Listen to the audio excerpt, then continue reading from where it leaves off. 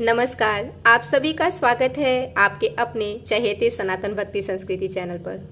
इस चैनल का उद्देश्य श्री रामचरितमानस का अद्भुत हिंदी वर्णन करके आप सभी तक पहुंचाना उद्देश्य है। श्री राम जी से क्षमा चाहती हूं और आप सभी से हाथ जोड़कर क्षमा चाहती हूं, जो भी त्रुटियां हो उसके लिए। आप सभी पर श्री राम जी की कृपा बनी रहे। जय श्री राम, हर हर महादेव, बजरंग बली की जय हो। दोहा नंबर 124 में है, सूची सुंदर आश्रमों ने रखी, हर से राजीव नैन, सुनि रघुबर आगमनु, मुनि आगे आयऊ लेन, हे राम आगे आयऊ लेन। अर्थात पवित्र और सुंदर आश्रम को देखकर कमल नयन श्री रामचंद्र जी हर्षित हुए। रघुश्रेष्ठ श्री राम जी का आगमन सुनकर मुनि वाल्मीकि जी उन्हें लेने के लिए आगे आए।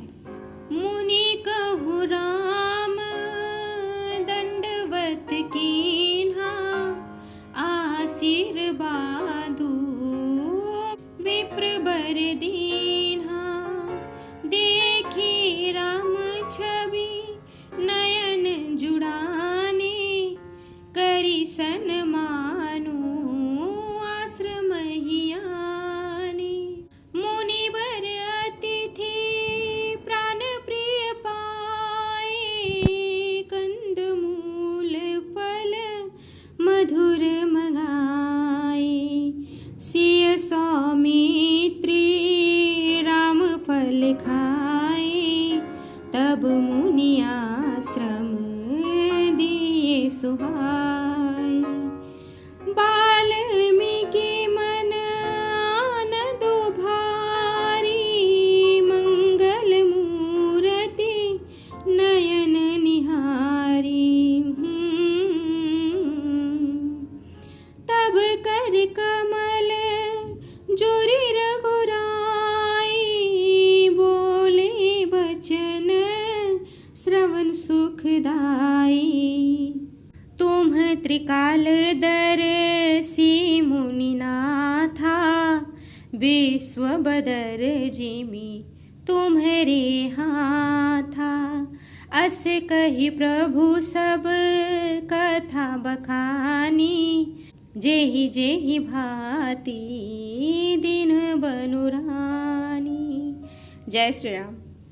यहाँ पर जब श्री रामचंद्र जी ने मुनि को दंडवत किया, विप्र श्रेष्ठ मुनि ने उन्हें आशीर्वाद दिया। श्री रामचंद्र जी की छवि देखकर मुनि के नेत्र शीतल हो गए। सम्मान पूर्वक मुनि उन्हें आश्रम में ले आए।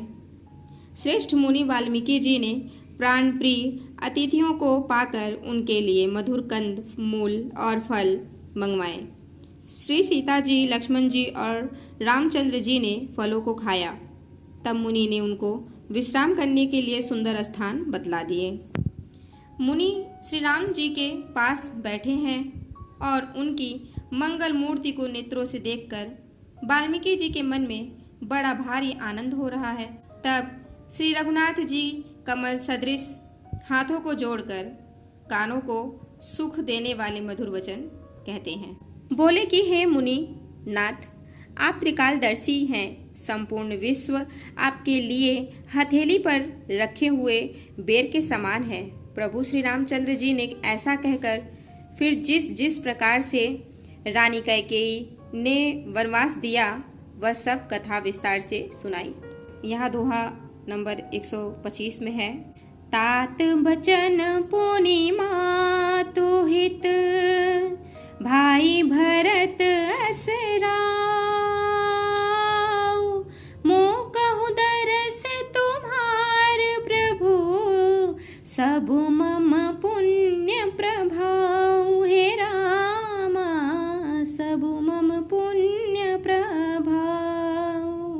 और कहते हैं, हे प्रभु, पिता की आज्ञा का पालन, माता का हित और भरत जैसे स्नेही एवं धर्मात्मा भाई का राजा होना और फिर मुझे आपके दर्शन होना, यह सब मेरे पुण्यों का प्रभाव है। तब यहाँ है, देखी पाए मुनि राय तुम्हारे, भय सुकृत सब सुफल हमारे। अब जहराउर आयसु होई, मुनि उद बेगुन पावै कोई। मुनि तापस तिन्ह ते दुख लहहि, ते नरेश बिनु पावक दहहि। मंगल मूल विप्र परितोषो, दहई कोटि कुल भुसुर रोसो। अस जिय जानी कहि सोई ढाओ, सिय सौमित्री सहित जह जाओ। तह रचि रुचिर परन तृणशाला, बासु करौ कछु काल कृपाला। सहज सरल सुनि रघुबर बानी, साधु साधु बोले मुनि ज्ञानी। कस न कहूँ अस रघुकुल केतु, तुम पालक संतत श्रुति सेतु। जय श्री राम। यहाँ कहते हैं, हे मुनिराज, आपके चरणों का दर्शन करने से आज हमारे सब पुण्य सफल हो गए। हमें सारे पुण्यों का फल मिल गया है। अब जहाँ आपकी आज्ञा हो और जहाँ कोई भी मुनि उद्वेग को प्राप्त न हो, क्योंकि जिनसे मुनि और तपस्वी दुख पाते हैं वे राजा बिना अग्नि के ही अपने दुष्ट कर्मों से ही जलकर भस्म हो जाते हैं। ब्राह्मणों का संतोष सब मंगलों की जड़ है और भूदेव ब्राह्मणों का क्रोध करोड़ों कुलों को भस्म कर देता है। ऐसा हृदय में समझकर वह स्थान बतलाइए जहाँ मैं लक्ष्मण और सीता सहित जाऊं और वहाँ सुंदर पत्तों और घास की कुटी बनाकर हे दयालु कुछ समय निवास करूं। श्री राम जी की सहज ही सरल वाणी सुनकर ज्ञानी मुनि वाल्मीकि जी बोले, कहते हैं, धन्य धन्य हे रघुकुल के ध्वजा स्वरूप, आप ऐसा क्यों न कहेंगे। आप सदैव वेद की मर्यादा का पालन और रक्षण करते हैं। वाल्मीकि जी राम जी की ऐसे बातों से उनके बखान करने। फिर यहाँ छंद है, श्रुति से तो पालक राम तुम जगदीश माया जान की, जो सृजति जगु पालति हरति रुख पाई कृपा निधान की।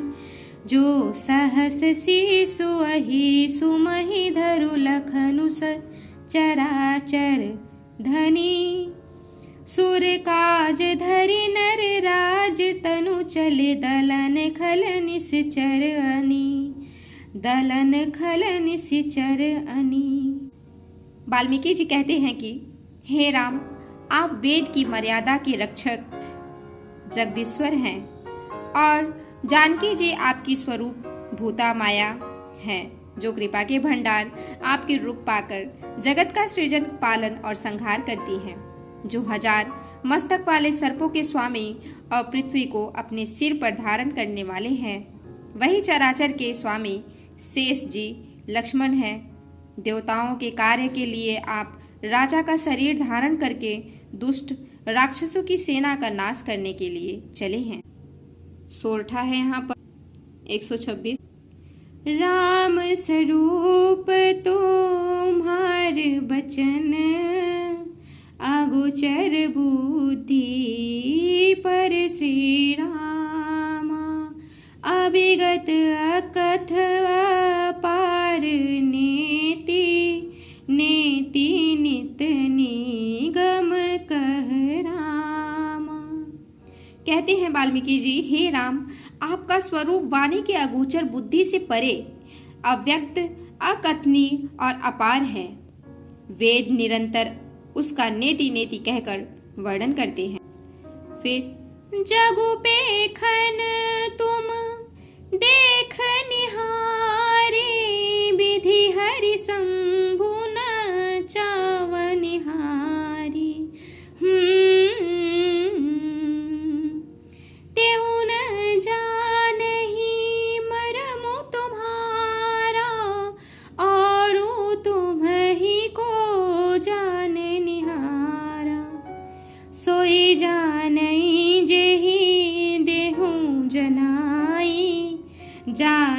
तुम्हई होई जाई। तुम्हारी ही कृपा तुम्हई रघुनंदन, जानहि भगत भगत उर चंदन। चिदानंदमय देह तुम्हारी, विगत विकार जन अधिकारी। नर तनु धरहूँ संत सुर काजा, कहूँ करहूँ जस प्राकृत राजा। राम देखी सुनी चरित तुम्हारे, जड़ मोह ही बुध होई ही सुखारे। तुम जो कहूँ करहूँ सब साचा, जस का छिय तस चाहिए नाचा। कहते हैं कि हे राम, जगत दृश्य है, आप उसके देखने वाले हैं। आप ब्रह्मा विष्णु और शंकर को भी नचाने वाले हैं। जब वे भी आपके मर्म को नहीं जानते तब और कौन आपको जानने वाला है। वही आपको जानता है जिसे आप जना देते हैं, और जानते ही वह आपका ही स्वरूप बन जाता है। हे रघुनंदन, हे भक्तों के हृदय के शीतल करने वाले चंदन, आपकी ही कृपा से भक्त आपको जान पाते हैं। आपकी देह चिदानंदमय है। यह प्रकृति जन्य पंच महाभूतों की बनी हुई कर्म बंधन युक्त त्रिदेह विशिष्ट माइक नहीं है, और उत्पत्ति नाश वृद्धि क्षय आदि सब विकारों से रहित इस रहस्य अधिकारी पुरुष ही जानते हैं। आपने देवता और संतों के कार्य के लिए दिव्य नर शरीर धारण किया है, और प्रकृति के तत्वों से निर्मित देह वाले साधारण राजाओं की तरह कहते और करते हैं। हे राम, आपके चरित्रों को देख और सुनकर मूर्ख लोग तो मोह को प्राप्त होते हैं, और ज्ञानी जन सुखी होते हैं। आप जो कुछ कहते हैं करते हैं वह सब सत्य उचित ही है, क्योंकि जैसा स्वांग भरे वैसा ही नाचना भी तो चाहिए। इस समय आप मनुष्य रूप में हैं, अतः मनुष्योचित व्यवहार करना ठीक। अब मैं यहीं पे विश्राम लेती हूँ। आगे का कथन मैं अगले अध्याय में सुनाऊंगी। जय श्री राम, हर हर महादेव, बजरंगबली की जय हो। नमस्कार, धन्यवाद।